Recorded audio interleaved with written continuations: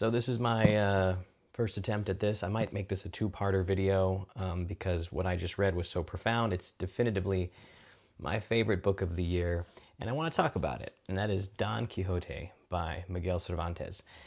So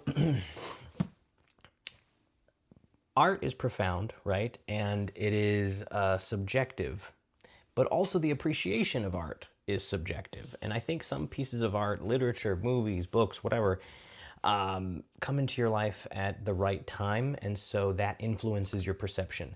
This book is amazing, and it definitely was read in the perfect time of my life. I'm kind of somewhat backstory. I'm a little bit not confused, but I think a lot of people, I'm perplexed sometimes that people will say, oh, I read this in high school or I read this in freshman year college. And I understand at a surface level because this is considered the foundational novel, the first novel that was ever made. And so I get its historic significance. However, it's not really a kid's book. And it's something I think you can appreciate with more life experience overall.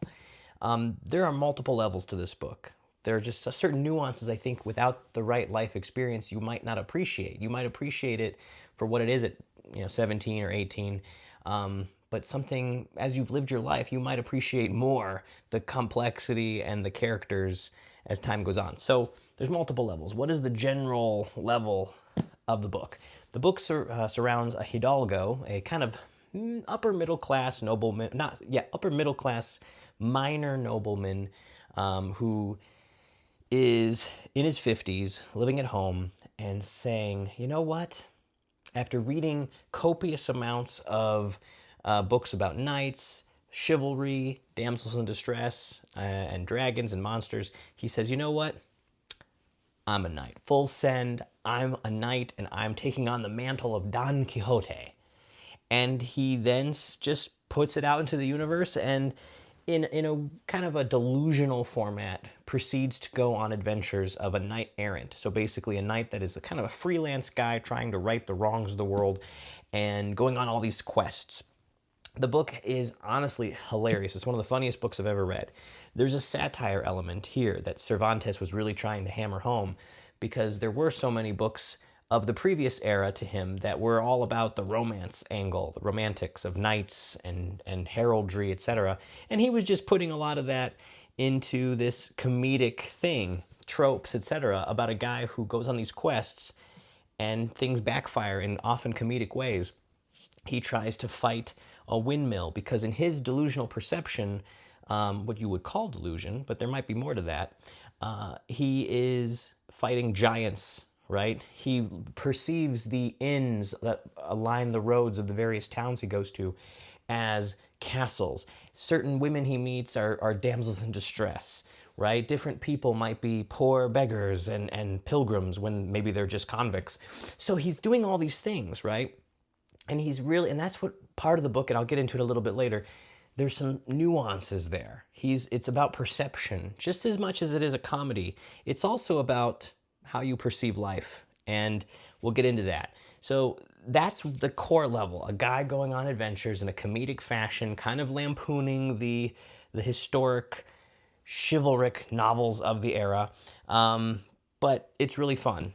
And he is accompanied by Sancho Panza, his squire, who is equally hilarious, speaks in proverbs, is kind of this country bumpkin archetype, but has many hidden talents and actually shows a degree of intelligence that you wouldn't expect. So he's doing these quests. So that's one level. There's a meta level, which again, the nuance. The meta level is the fact that Cervantes, the author, inserts himself into the book. So sometimes these characters will say or reference other works of literature, contemporary pieces of literature, and they'll say, oh yes, the Cervantes fellow, he's okay, we'll put his book over here. So he gives himself his own cameos. And then the book itself historically was written into 2 volumes, right? And they were published a couple years apart.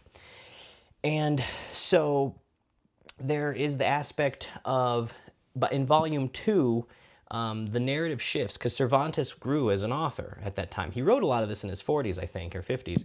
but he wrote the second volume not just from Cervantes' perspective, but now he puts like this fictional author who's a translator, fictional translator, Sid Hameti Bengali, who is supposed to be this Moor living, I think, in Granada, and he's, writing the story of Don Quixote, which has fallen into his hands.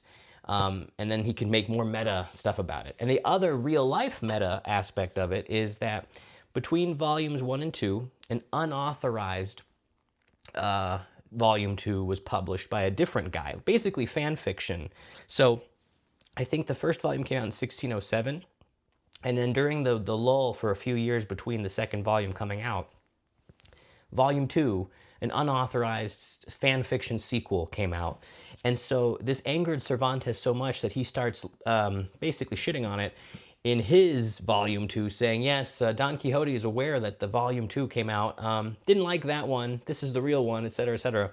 So this is where we start to get that meta aspect. And then you have the aspect of a man choosing to exert himself onto the world. So in volume 2, Don Quixote is going through these adventures, and in volume 2, he starts hearing about people who read volume 1.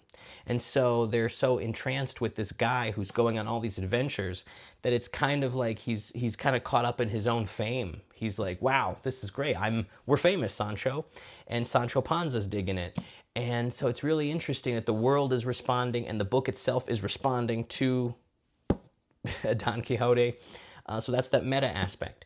There's the yin and yang of it all. Don Quixote is the sane madman. Sancho Panza is the wise fool. So their interplay is amazing. And so I think this book is phenomenal. I really think that there's so many ways to look at it. And I think I might do a second part 2 to this video because we're already almost 7 minutes in, where I'm going to do some spoilers in the next video. But this is my book of the year, Don Quixote. There's so many aspects of this book that I love. The quests, everything.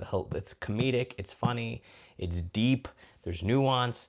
And I'm going to do a part 2 where I'm going to have some spoilers and we're going to go really, really deep into how there's kind of like a matrixy aspect to this that we'll get into in the next video. But it's so nice. We're making videos twice.